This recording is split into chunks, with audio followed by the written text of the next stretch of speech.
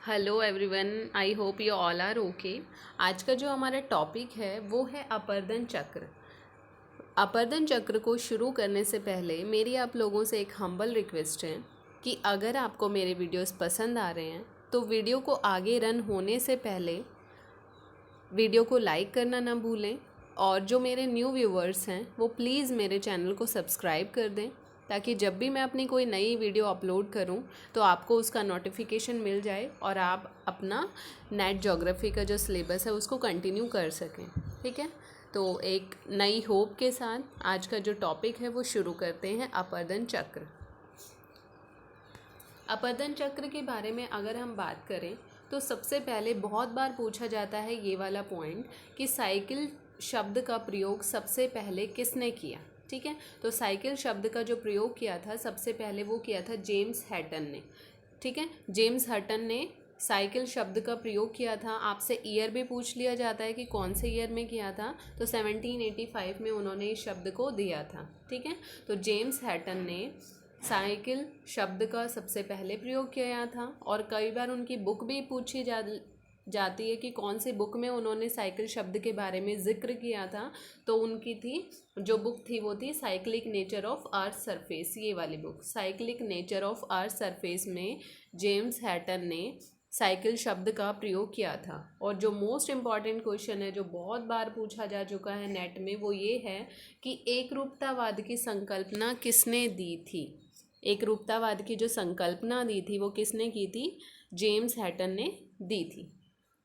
ठीक है, उसके बाद कुछ कथन हैं जैसे कि सलाहकृतियों के विकास में न तो आदि का पता है और न ही अंत का पता है। डेविस वर्तमान भूत की कुंजी है। ये सारे के सारे कुछ कोटेशन हैं। उसके बाद जो अपर्दन चक्र है मेन जिसका माना जाता है वो किसका माना जाता है? विलियम मॉरे डेविस का। ठीक है, विलियम मॉरे डेविस का जो भौगोलिक चक्र है उसके बारे में पढ़ेंगे। सबसे पहले तो इसको माना जाता है फादर ऑफ जियोमॉर्फोलॉजी। ठीक है, पहले पॉइंट है, इसको फादर ऑफ जियोमॉर्फोलॉजी माना जाता है विलियम मॉरे डेविस को। उसके बाद ये प्रथम अमेरिकन भूगोलवेत्ता थे। ठीक है, ये दो इम्पॉर्टेंट बातें हैं, अगर आप नहीं भी कर पाते हो इट्स ओके, बट जो सबसे इम्पॉर्टेंट है वो क्या है? आपका थर्ड पॉइंट है। कई बार क्वेश्चन पूछा जाता है कि डेविस का भौगोलिक चक्र किसके कौन से प्रदेश के अध्ययन के ऊपर आधारित था? तो याद रखना आप, किसके कौन से प्रदेश के अध्ययन के ऊपर आधारित था? आंध्र प्रदेश के ऊपर। ठीक है, तो डेविस का भौगोलिक चक्र आंध्र प्रदेश के अध्ययन के ऊपर आधारित था। उसके बाद है डेविस का भौगोलिक चक्र ओहियो नदी या हडसन मोहाक नदी घाटी के अध्ययन पर आधारित था। डेविस ने 1889 में अपनी पुस्तक जियोमॉर्फोलॉजिकल एसेज में यह सिद्धांत दिया। तो इस जो टॉपिक में जो इम्पॉर्टेंट पॉइंट आपको पता होने चाहिए, एक तो थर्ड पॉइंट पता होना चाहिए और एक फिफ्थ पॉइंट। कई बार उनसे उनकी बुक पूछ ली जाती है कि डेविस ने कौन सी बुक में ये सिद्धांत प्रस्तुत किया था और कौन से ईयर में किया था। तो 1889 में उन्होंने ये सिद्धांत दिया था। जियोमॉर्फोलॉजिकल एसेज उनकी एक पुस्तक थी, उसमें इसके बारे में उन्होंने जिक्र किया था। ठीक है, उसके बाद भौगोलिक चक्र, इनका जो भौगोलिक चक्र था उसके बारे में पढ़ लेते हैं। उन्होंने क्या बताया था डेविस ने? डेविस के अनुसार भौगोलिक चक्र समय की वह अवधि है। भौगोलिक चक्र समय की वह अवधि है जिसके अंतर्गत कोई उत्थित भूभाग विभिन्न अवस्थाओं से गुजरते हुए अंत में संप्राय मैदान में परिवर्तित हो जाता है। उत्थित भाग यानी कि कोई उठा हुआ भाग है, लास्ट में उसका इरोजन होता रहेगा, वो इतना हुआ और लास्ट में कैसा हो जाएगा? संप्राय मैदान, प्लेन मैदान में कन्वर्ट हो जाएगा। ठीक है, फिर उसके जो डेविस के त्रिकूट थे, मोस्ट इम्पॉर्टेंट पॉइंट है ये त्रिकूट का सीक्वेंस, और बहुत बार पूछा जाता है कि त्रिकूट कौन से थे, तो आप याद रखना संरचना, प्रक्रम एंड लास्ट वन इज अवस्था। संरचना, प्रक्रम एंड अवस्था। संरचना में उन्होंने क्या बताया कि जो भूभाग है जिसका अपर्दन होना है, जिसका इरोजन होना है, उसकी संरचना कैसी है, मतलब कि वो कैसी रॉक्स से बना है, हार्ड से बना है कि सॉफ्ट से बना है। ठीक है, तो ये उसकी संरचना हो गई कि कोई जो लैंड है वो कैसी चट्टानी संरचना है उसकी, हार्ड रॉक से बना है या सॉफ्ट रॉक से। उसके बाद प्रक्रम, कौन से प्रोसेस उसको लास्ट में संप्राय मैदान यानी कि प्लेन मैदान में कन्वर्ट करने में कौन से प्रोसेसेस ने उसके ऊपर काम किया, जैसे कि रिवर ने काम किया, एयर ने काम किया, या फिर आपकी ग्लेशियर ने काम किया, या फिर और किसी ने। ठीक है, तो प्रक्रम में क्या हुआ, अपर्दन के लिए उत्तरदायी प्रक्रम कौन सा है, मतलब कौन से प्रक्रम से, कौन से प्रोसेस से वो लास्ट में संप्राय मैदान में कन्वर्ट होगा। उसके बाद है अवस्था, कितनी स्टेजेस से होकर वो गुजरा है। ठीक है, और जैसे कि हमने रिवर के बारे में पढ़ा था, रिवर की 3 स्टेजेस होती हैं, युवावस्था, प्रौढ़ावस्था एंड वृद्धावस्था। तो अवस्थाएं कितनी अवस्थाओं से होकर वह गुजरा है। उसके बाद ये कुछ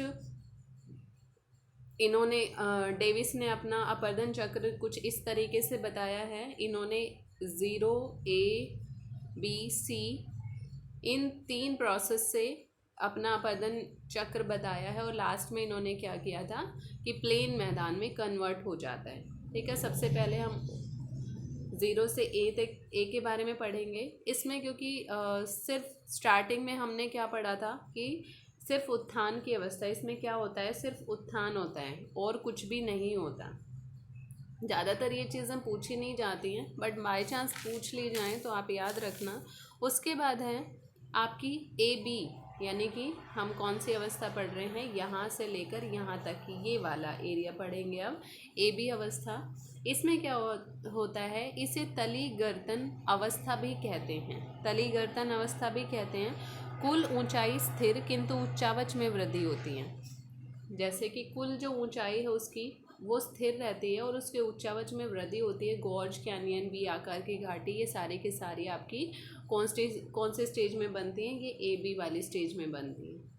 ठीक है, फिर जो दूसरी अवस्था है BC, उसमें क्या होता है, पार्श्विक अपर्दन की अवस्था होती है। इसमें चौड़ाई में वृद्धि होती है, मतलब ऊंचाई, फर्स्ट स्टेज में क्या हुआ, उच्चावच में वृद्धि हुई, सेकंड स्टेज में क्या होगा, चौड़ाई में वृद्धि होती है, और जो आपकी ऊंचाई और उच्चावस्था दोनों में कमी आनी शुरू हो जाती है, जैसे आपकी विसर्प, ऑक्सबोलेग, तटबंध, सारे के सारे कौन से प्रोसेस से बनेंगे, BC यानी कि द्वितीय अवस्था से।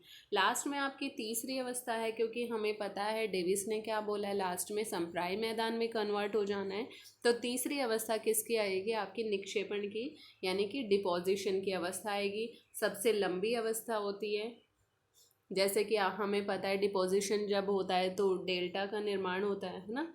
तो भौगोलिक चक्र की अंतिम अवस्था जिसमें संप्राय मैदान का निर्माण होता है, संप्राय मैदान यानी कि जो पैनी प्लेन है उसका निर्माण होता है। ये चीज़ आप याद रखना। लास्ट में डेविस का जो प्रोसेस है किस पे लास्ट में फिनिश हो जाएगा, आके संप्राय मैदान में, यानी कि पैनी प्लेन में सब कुछ ख़त्म हो जाएगा। पहले उसके ऊपर कितने भी प्रोसेस लगे हैं, बट लास्ट में क्या होगा, एकदम प्लेन हो जाएगा।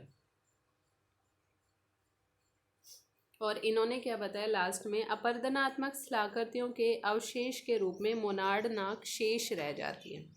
क्या शेष रह जाती है, मोनार्ड नाक। देखिए मोनार्ड नाक क्या है, ये आपको दिख रहा है, ये पैनी प्लेन इन्होंने दिखा दिया। थोड़ा सा ये उठा हुआ जो भाग है, ये डेविस ने बताया कि लास्ट में सब कुछ तो पैनी प्लेन में कन्वर्ट हो जाता है, एक मोनार्ड नाक जो आपकी है वो क्या रहती है, अवशेष उसी का बचता है। ठीक है, ये तो हो गया हमारा डेविस का। उसके बाद हमारा वाल्थर पैंक ने भी अपर्दन चक्र दिया था। ठीक है, डेविस वैसे जो मान्य है वो डेविस का ही है, लेकिन वाल्थर पैंक ने भी अपना अपर्दन चक्र दिया था। जो भूगोलवेता है वाल्थर पैंक ने, इन्होंने भी अपनी पुस्तक लिखी थी, जियोमॉर्फोलॉजिकल एनालिसिस ऑफ लैंडफॉर्म्स। कौन सी बुक लिखी थी, जियोमॉर्फोलॉजिकल एनालिसिस ऑफ लैंडफॉर्म्स, ये इन्होंने पुस्तक लिखी थी अपनी, और उसमें अपना अपर्दन चक्र प्रस्तुत किया था। जैसे हमने अभी पढ़ा था, जो डेविस का अपर्दन चक्र था वो कौन से प्रदेश पे आधारित था, आर्द्र प्रदेश पे। तो ये जस्ट इसके अपोजिट है, ये शुष्क प्रदेश के ऊपर आधारित था। ठीक है, तो इसमें जो आपको ध्यान रखना है, सिर्फ रखना है कि कौन सी बुक में उन्होंने अपना ये अपर्दन चक्र प्रस्तुत किया और कौन से प्रदेश के ऊपर आधारित है। एक को याद रख लो, दूसरा अपने आप आ जाएगा। ये देखिए, इसने भी सेम थोड़ा इसी तरीके से बताया जैसे कि हमारे डेविस ने बताया था। सबसे पहले जैसे कि डेविस ने तो ज़ीरो से ए बताया, लेकिन इसने ज़ीरो को नाम दे दिया परमारंभ। ठीक है, प्राइमारंभ इन्होंने दिया। इसमें क्या होता है, वह मैदान जहाँ किसी स्थलखंड में उत्थान प्रारंभ होता है। इन्होंने स्टार्टिंग पॉइंट बता दिया, जैसे ये कोई आपका एरिया है, तो इन्होंने क्या बताया, जो ज़ीरो है वो वहाँ से क्या होता है, किसी भी प्रोसेस की स्टार्टिंग होती है, उसकी ऊंचाई स्टार्ट होनी शुरू हो जाती है। ठीक है, उसके बाद है अपर्दन की अवस्थाएं। सबसे पहली अवस्था ज़ीरो से ए तक इन्होंने बताया, उसका नाम लिखा आफ्स्ती जिंडे इंटिव केलुग। त्वरित उत्थान की अवस्था जहाँ अपर्दन भी प्रारंभ हो जाता है। जैसे कि डेविस ने क्या बताया, सिर्फ उन्होंने बताया था कि फर्स्ट जो स्टेज है ए बी, उसमें क्या होता है, सिर्फ उत्थान होता है ना। लेकिन जो आपका पैंक है उसने क्या बताया, उत्थान भी साथ में होता है और उसका इरोजन भी। ठीक है, ऊंचाई भी बढ़ती है और साथ साथ इरोजन भी उसका बढ़ना शुरू हो जाता है। और इन्होंने बताया जो घाटी का ढाल है वो कैसा होता है, उत्तल होता है। उसके बाद कुल ऊंचाई तथा उच्चावच दोनों में वृद्धि होती है। सेम वही पॉइंट है इनका, ऊंचाई में भी वृद्धि होती है, उच्चावच में भी वृद्धि होती है, जैसे कि आपका डेविस ने बताया था। ठीक है, उसके बाद है सेकंड ए बी स्टेज, ग्लिक फार्मिंग इन टिव केलुंग। इसमें क्या होता है, कुल उत्थान तथा अपर्दन की मात्रा बराबर, मतलब कि उत्थान भी बराबर और अपर्दन दोनों चीज़ें क्या है, इक्वल है। ऊंचाई भी इतनी है तो अपर्दन होने के बाद भी वो इतना ही रहेगा। मंद उत्थान की अवस्था है, इसे 3 उप अवस्थाओं में विभाजित किया गया है। अगर ए को माना जाए, 3 उप अवस्थाएं इन्होंने डिवाइड कर दी इसमें। उत्थान दर अधिक तथा अपर्दन, पहली स्टेज में क्या होगा, ऊंचाई बढ़ रही है लेकिन इरोजन कम हो रहा है। सेकंड में दोनों चीज़ें बराबर हो रही हैं। थर्ड स्टेज में उत्थान तो कम यानी कि ऊंचाई ज़्यादा और अपर्दन अधिक हो रहा है। तो इस तरीके से इन्होंने 3 पार्ट्स में इसको डिवाइड कर दिया। उसके बाद है जर्मन भाषा में जो ग्लिक फार्मिंग जैसे इन्होंने वर्ड दिया, तो ग्लिक शब्द का अर्थ होता है रेल की पटरी। अर्थात इस अवस्था में उत्थान की दर अपर्दन की दर से लगभग बराबर होती है। जैसे कि रेल की जो पटरियाँ होती हैं दोनों कैसी होती हैं, इक्वल ही तो चलती हैं, ऐसा थोड़ी है एक तो बहुत ऊंची चल रही है और एक सीधी सीधी चल रही है। तो ग्लिक का मतलब होता है रेल की पटरी। तो इसमें इन्होंने बताया सेकंड स्टेज में कि दोनों अवस्थाएं इक्वल चलती हैं, उत्थान भी इक्वल और अपर्दन भी इक्वल। फिर है लास्ट स्टेज आवस्थी जिंडे इंटिव केलुंग। इसमें क्या होता है, केवल अपर्दन की अवस्था इन्होंने बताई। कुल ऊंचाई तथा उच्चावच दोनों में कमी आती है, ऊंचाई में भी और उच्चावच दोनों में कमी आती है। ठीक है, इसे पिडिया ट्रैम्प अवस्था भी कहा जाता है। पिडिया ट्रैपन अवस्था भी कहा जाता है। इंड्रम संप्राय मैदान, इंड्रम जैसे कि आपका डेविस ने क्या बताया था, पेनीप्लेन, वैसे ही आपके पैंक ने क्या बताया, इंड्रम संप्राय मैदान को इन्होंने इंड्रम बोला। के निर्माण से पूर्व वास्तुगेन प्रावस्था की उत्पत्ति होती है। इंड्रम में पाए जाने वाले चट्टानी टीले नुमा संरचना इंसेलबर्ग कहलाती है। मतलब कि उसने क्या बताया, मोनार्डनाग बताया था। देखिए यहाँ पे ये इंड्रम्फ यानी कि वही वो जैसे डेविस ने पेनीप्लेन बताया, इसने उसको पैडीप्लेन बताया। इंसेलबर्ग ये जो देखो छोटा छोटा उठा हुआ सा भाग है, डेविस ने क्या बताया, इसको मोनार्डनाग बताया और इसने इसको क्या नाम दे दिया, इंसेलबर्ग नाम दे दिया। ठीक है, वास्तुगेन प्रावस्था यानी कि लास्ट की जो अवस्था है उसको वास्तुगेन प्रावस्था बोला इन्होंने। उसके ये तो हो गए हमारे दोनों के, डेविस के भी अपर्दन चक्र की अवस्थाएं और वाल्थर पैंक की भी अपर्दन की अवस्थाएं। उसके बाद कुछ संप्राय मैदान, जो हमारा संप्राय मैदान है यानी कि जो लास्ट स्टेज है, सारी स्टेजेस से होकर जैसे कि इरोजन, डिपोजिशन और लास्ट में प्लेन में कन्वर्ट होने के जो स्टेजेस हैं, सभी ने उनको ना अलग अलग नामों से बताया है। और जो इसमें इम्पॉर्टेंट है मेन, वो यही है, ये वाले पॉइंट्स जो अभी आपके आएंगे, इनको नोट डाउन भी कर लेना, ठीक है। तो इनको करते हैं, ये बहुत बार पूछा जाता है, पैनी प्लेन किसने दिया, पैडी प्लेन किसने दिया, ये किसने दिया, वो किसने दिया, तो वो आपको याद होने चाहिए। पैनी प्लेन मैंने अभी अभी बता दिया। पैनी प्लेन और पैडी प्लेन में आपको बिल्कुल भी कंफ्यूज नहीं होना चाहिए। पैनी प्लेन जो था वो किसका है, डेविस का, और पैडी प्लेन वाल्थर पैंक।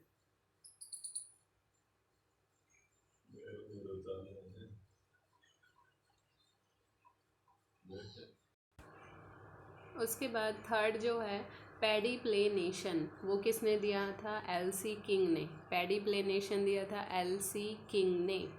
और पैन प्लेनेशन दिया था C.H. क्रिमके। पैन प्लेनेशन दिया था C.H. क्रिमके ने, सॉरी क्रिकमे ने। उसके बाद पैन फैन दिया था A.C. लॉसन। पैन फैन दिया A.C. लॉसन ने। उसके बाद बेस लेवल के बारे में बताया पावेल ने। मतलब सभी ने अपने अपने संप्राय मैदान जो थे, सभी को उन्होंने अलग अलग नाम दिया। तो बेस लेवल पावेल ने दिया। उसके बाद है एग प्लेन दिया था F. Thomas and J.C. Push ने। एग प्लेन के बारे में F. थॉमस और J.C. पुश ने बताया। उसके बाद है एपिसोडिक इरोजन थ्योरी, किसने दिया, S.A. शम एंड रॉ लिचटी ने, ठीक है। तो ये चीज़ें आप याद रखना। उसके बाद है टेक्ने जियोमेट्री मॉडल, मेरी सोवा। टेक्ने जियोमेट्री मॉडल के बारे में बोला मेरी सोवा ने। तो एक बार इनको फिर से रिवाइज कर लेते हैं। पैडी प्लेन दिया पैनी प्लेन दिया डेविस ने। पैडी प्लेन दिया पैंक ने। पैडी प्लेनेशन दिया क्रिकमे ने, किंग ने। और पैन प्लेनेशन दिया था C.H. क्रिकमे ने। पैन फैन दिया A.C. लॉसन ने। बेस लेवल दिया पावेल ने। उसके बाद एग प्लेन दिया F. Thomas and J.C. Push ने। उसके बाद है एपिसोडिक इरोजन थ्योरी दिया था S.A. शम एंड रॉ लिचटी ने। उसके बाद है टेक्ने जियोमेट्री मॉडल दिया था मेरी सोवा ने। तो यहाँ पे आपकी आज जो जियोमॉर्फोलॉजी है उसका एक ही टॉपिक बचेगा, ढाल विश्लेषण या स्लोप इवोल्यूशन, ठीक है। उसके बाद आपकी जियोमॉर्फोलॉजी ख़त्म हो जाएगी। और एक चीज़ और आपको लास्ट में बता देती हूँ कि मैंने अपना जो मेरा टेलीग्राम चैनल है उसका लिंक डिस्क्रिप्शन बॉक्स में दिया है। हम वहाँ पे डेली बेसिस पे नेट के जो भी नोट्स हैं हमारे, वहाँ पे हम प्रोवाइड कराते हैं। तो जो भी मेरे चैनल से जुड़ना चाहता है, जो भी टेलीग्राम ग्रुप को ज्वाइन करना चाहता है, वो इस लिंक पे टैप करे और मेरी क्लासेस को वहाँ पे भी ज्वाइन कर सकता है। तो और अगर कोई प्रॉब्लम आती है इस टॉपिक में तो आप मुझे कमेंट बॉक्स में कमेंट कर सकते हो। आज की क्लास को यहीं ओवर करते हैं। Thank you so much, have a good day.